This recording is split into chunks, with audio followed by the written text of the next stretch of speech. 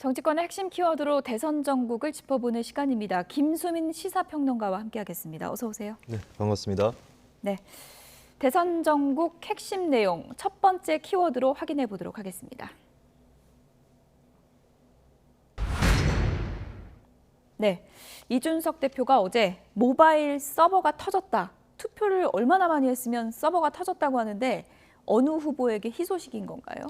일단 국민의힘 경선 내다보기 어려운 부분이 여론조사 50%고 당원 투표가 50%거든요. 예. 여론조사 50% 같은 경우는 평소에 여러 기관에서 실시를 하고 있기 때문에 예. 중간중간 조금 뚜껑을 열어볼 수 있어요. 그렇죠. 그래서 어느 정도 감을 잡을 수 있는데 당원 투표는 끝날 때까지는 열 수 없는 그런 좀 불투명한 그런 판도를 갖고 있기 때문에 쉽게 짐작을 할 수가 없는 특징이 있습니다. 예. 이번에 투표율이 높은 거에 대해서도 쉽게 얘기할 수 없는 게 이번에 이제 신규 당원 지난 5월 말부터 현재까지 이제 신규로 가입한 당원이 한 23만 명 정도 예. 되거든요. 이 23만 명 공교롭게도 민주당 3차 선거인단의 25만 명하고 비슷한 그런 규모인데 그때도 민주당에서도 3차 선거인단을 공개하고 나서야 판도가 드러나지 않았습니까? 이 23만 명도 알 수 없다라고 하는 예. 것이고 여기에 이제 절반가량이 20대, 30대, 40대 젊은 당원들이고 이들이 이준석 대표의 취임 이후에 입당을 했을 것이며 아무래도 인터넷 용어처럼 무야홍을 외치는 사람들 혹은 유승민 후보 정도를 지지하는 사람들이 많지 않을까 이렇게 예측이 되거든요.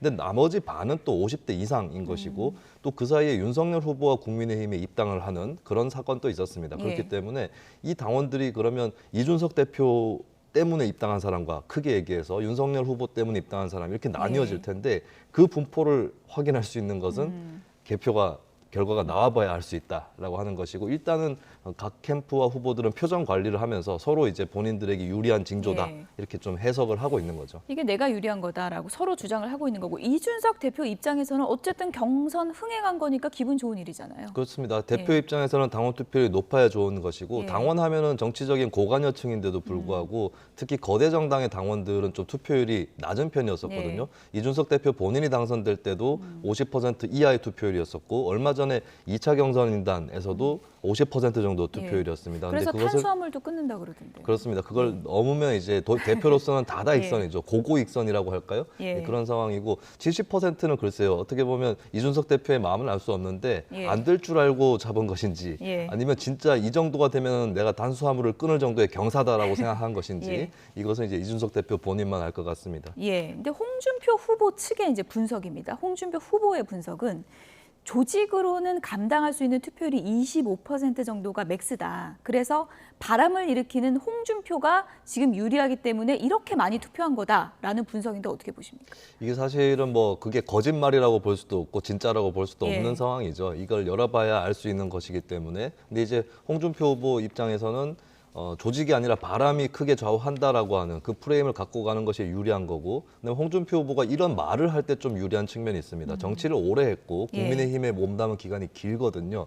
그러면 저런 후보가 얘기하는 것은 좀 감이 맞지 않을까라고 하는 그런 또 기대가 있을 수 있습니다. 예. 그런 것들을 봤을 때 현재 기세는 나의 기세다라고 좀 표현하는 거고 여기서 중요한 것은 어떤 정치인이든 간에 과학적인 어떤 근거라든지 논리 이런 것들을 대기는 어차피 어려운 거거든요. 이때 중요한 것은 그럴싸해 보이느냐. 예. 이게 관건이 예. 될 것 같습니다. 예, 그럴싸해 보이느냐 이 문제인데 홍준표 후보가 요즘 여러 가지 분석을 내놓고 있는데 이런 분석도 했습니다. 상황에 기대면 담벼락에 깔려서 죽는다.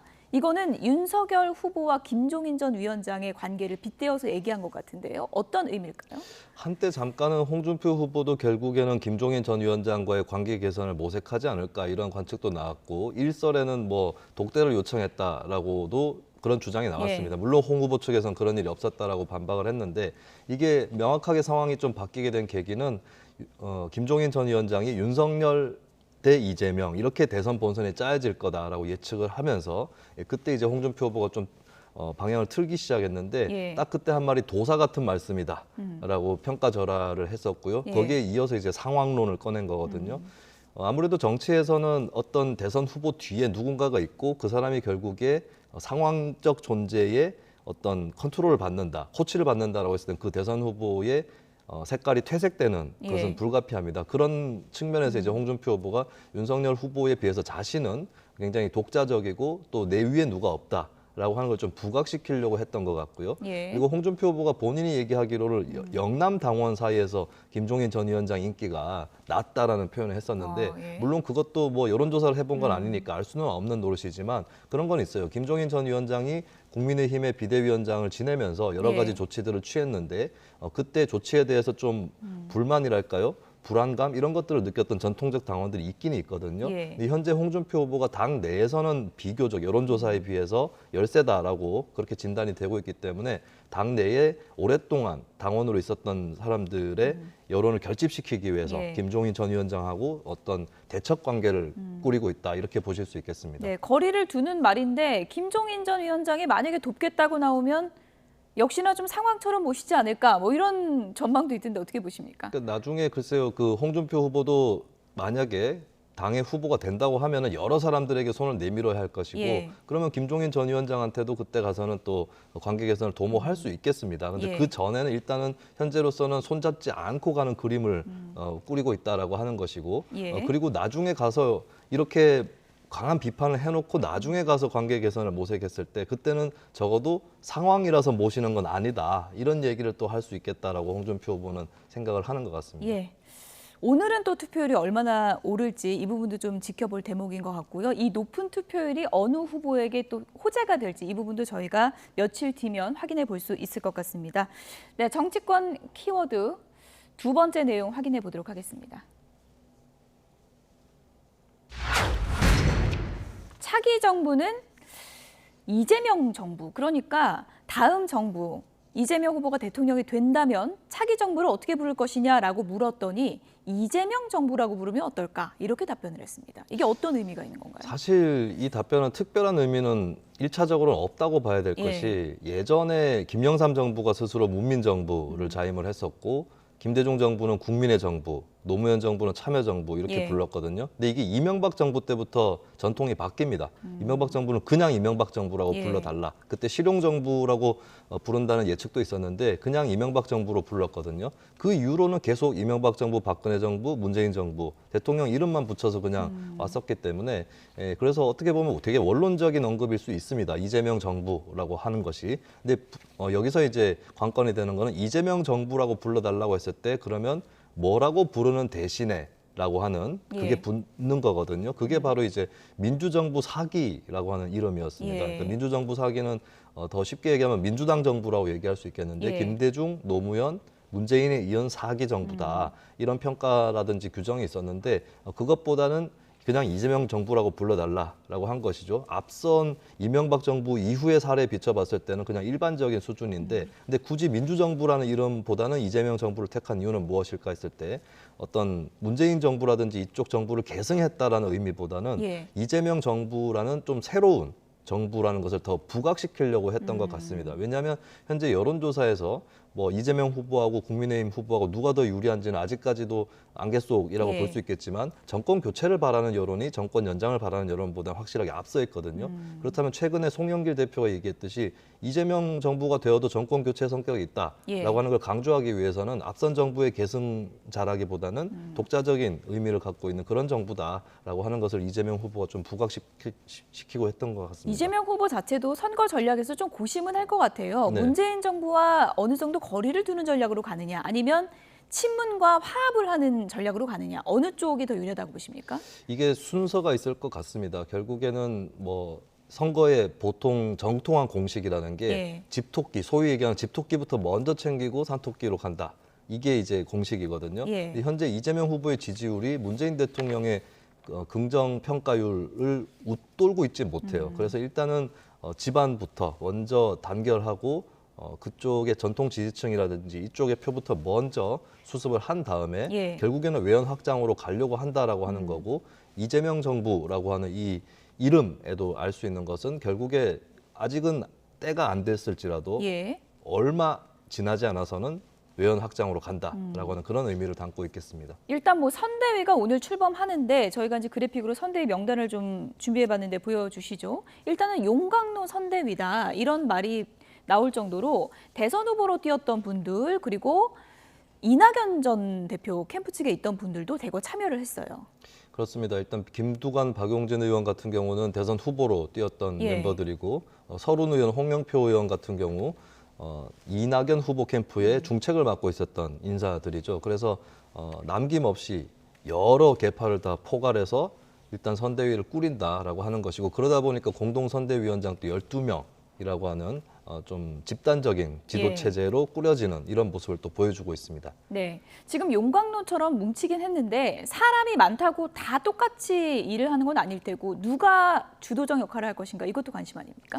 그렇습니다. 사실 선대위원장은 전체적인 선거 기조를 관장하는 그런 역할을 하는 것이고 또 거꾸로 얘기해서 선대위원장이 많다고 하는 거는 한 명 한 명의 권한은 크지 않다라고 예. 하는 그런 부분이 있는 거거든요. 이런 경우는 결국에 선대위원장보다는 각 캠프의 기능을 맡고 있는 예. 뭐 상황실이라든지 조직이라든지 정책 이런 쪽으로 실무를 맡고 있는 인사들이 누구냐 예. 이 부분에 더 관심이 쏠릴 것으로 그렇게 보여집니다. 성남시장 시절부터 이 후보 최측근으로 알려졌던 정진상 전 성남시 정책실장이 비서실도 부실장으로 임명돼서 이 부분도 좀 눈길을 끌었어요. 네. 근데 실장하고 부실장이 이제 단독 체제가 아니고요. 예. 실장도 공동실장이고 부실장도 여러 명이 존재를 하고 있습니다. 일단 실장 같은 경우는 이낙연 캠프 쪽에서 몸담았던 뭐 최인호 의원이라든지 이쪽도 실장으로 더 가담을 했고요. 부실장으로도 이낙연 캠프 인사 그리고 추미애 캠프 인사까지도 이렇게 더 망라를 했습니다. 그러면 정진상 전 실장이 부실장으로 어떤 역할을 할 거냐. 이 부실장들도 똑같이 어떤 총괄을 한다기보다는 기능별로 부실장의 업무가 분장이 될 거거든요. 예. 그럼 정진상 부실장 여기서 어떤 기능을 맡느냐. 예. 이 부분을 좀 더 들여다봐야 정진상 부실장의 역할 구체적으로 알 수 있을 것으로 보여집니다. 네.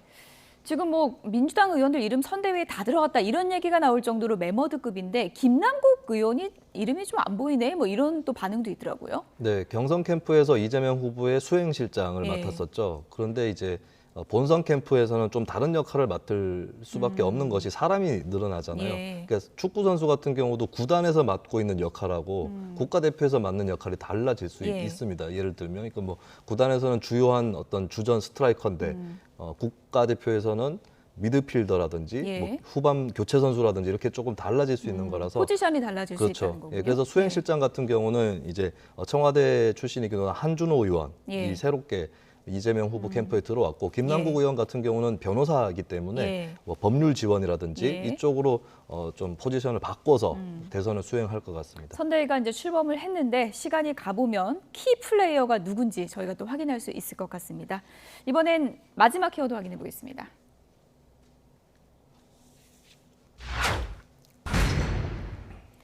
여론조사마다 조금씩 다르긴 한데 어쨌든 양자 대결을 양상을 보면은 초접전 이 키워드를 꼽아볼 수 있을 것 같습니다. 여론조사 결과 그래픽으로 좀 확인해 볼까요? 윤석열 대 이재명 보면은 격차가 더 좁혀졌습니다. 네. 이 조사는 이제 주로 거의 타이를 이루는 상태에서 예. 저울이 이제 왔다 갔다 하는 수준이라고 봐야 될 것 같습니다. 일단은 뭐 굳이 해석을 한다면 차이가 좁혀진 것은 윤석열 후보가 지난번에 악재가 있었죠. 예. 뭐 사과에 대한 발언이라든지 전두환 씨 옹호 논란 이런 것들이 있었는데 시간이 좀 지나면서 이제 어느 정도 수습이 됐다. 그리고 국민의힘 경선 효과 이런 것들이 발휘가 되면서 차이가 좀 좁혀졌다라고 볼 수 있겠습니다. 근데 이런 조사들을 볼 때는 우리가 계속 혹시 기억하시는 분들이 계실지 모르겠는데 몇 주 전으로 거슬러 올라가도 비슷비슷했거든요. 그랬군요. 그러니까 이것은 이제 윤석열, 이재명 각 개인 후보의 어떤 호재, 악재 이런 걸 따지기 앞서서 이번 대선에 기본적으로 깔려 있는 구도가 예. 있습니다. 예, 그 구도가 있는데 정권 연장이냐 정권 교체냐라고 하는 예. 것인데 정권 교체 쪽이 높긴 하지만 정권 교체가 다 뭉쳐가지고 국민의힘의 특정 후보를 지지하고 이런 것도 예. 아니거든요. 그래서 양쪽의 고정표가 30% 초반 내지는 중반 사이에서 양측의 고정이 예. 형성돼 있다라고 하는 이 판세를 일단 보시면 될 것 같습니다. 가상 양자 대결 홍준표 후보와의 가상 양자 대결도 저희가 같이 확인해 보도록 하겠습니다. 이 경우에도 이제 말씀해 주신 것처럼 뭐 후보와의 차이보다는 정권 교체냐 정권 유지냐 이 프레임으로 좀 보는 게 맞는 걸까요?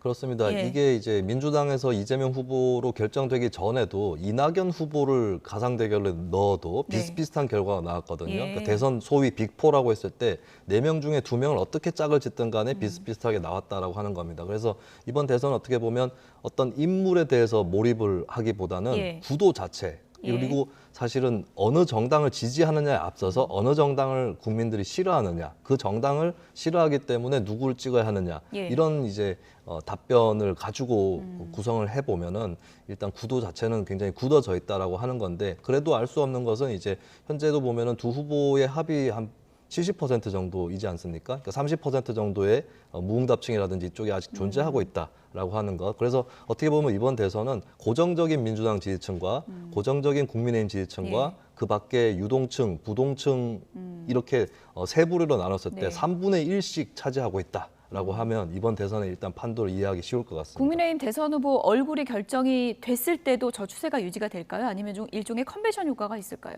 컨벤션 효과가 있을 수 있죠. 그래서 예. 조금 상승하는 효과가 있을 수 있는데, 근데 변수가 되는 것은 국민의힘 후보의 어떤 악재가 있거나 하면 변수가 될 수 있고요. 그게 바로 민주당에서는 이재명 후보가 컨벤션 효과를 누리지 못했던 대장동 의혹과 같은 예. 그런 의혹이 있으면 악재가 될 수 있고, 그다음에 현재 이미 대선 판세가 다자구도로 가고 있어요. 예. 안철수 후보, 심상정 후보, 김동연 다자 전 대결 부총리. 조사도 좀 보여주실까요? 예, 이런 예. 후보들이 들어와서 만약에 이제 국민의힘 지지층을 잠식하게 된다면 컨벤션 효과가 상쇄될 수도 있다라고 하는 거죠. 예. 양자 가상 대결이고요. 다자 대결 보면은 근데 다자 대결은 제가 이제 꾸준히 여론조사 여러 군데를 보면은 다자 대결 구도에서는 이재명 후보가 조금이라도 앞서 있는 경향이 상당히 많거든요. 네, 그것이 바로 정권 교체 여론에 비해서 정권 유지 여론이 수적으로는 작지만 예. 더 단단하게 뭉쳐 있다라고 하는 결집력이 것입니다. 높은 건가요? 그렇습니다. 예. 그래서 그에 반해서 정권 교체 여론은 폭 넓지만 구심이라든지 이런 것들이 명확하지 않다라고 하는 것이고, 그러다 보니까 다자 대결로 갔을 때 정권 교체를 바라는 여론이 윤석열 후보라든지 홍준표 후보로 모여 있는 게 아니라 예. 안철수, 심상정, 김동연 이런 제3주자들에게 흩어지는 경향이 나타난다라고 볼 수 있겠습니다. 그래서 이제 대선 막판으로 갈수록 어떻게 보면 어제 출마 선언한 안철수 대표 주가가 좀 올라갈 수 있겠네요. 그렇습니다. 그리고 안철수 후보 한 명이 아니라 심상정 후보나 이쪽하고 좀 의존 관계가 될 수도 있는 거거든요. 예. 그러니까 이쪽 소위 얘기해서 안철수 후보는 보수층에서 잠식력이 있고 심상정 후보는 진보층에서 잠식력이 있는데 서로 간에 선전을 하게 되면 저쪽에서 선전을 하고 있기 때문에 우리 쪽에게 표를 더 주셔도 된다라고 하는 네. 그런 논리가 또 성립을 할 수가 있습니다. 그래서 두 후보가 좀 어느 구간까지는 서로 간에 뭐 동반 상승 혹은 동반 하락 이런 효과를 좀 누리지 않을까 그렇게 예. 보여집니다. 이번에 이제 국민의힘 대선 후보가 결정이 되면 또 한 번의 이런 여론조사 흐름의 분기점이 될지 이것도 좀 관심 있게 지켜봐야 될 것 같습니다. 지금까지 김수민 시사평론가였습니다. 고맙습니다.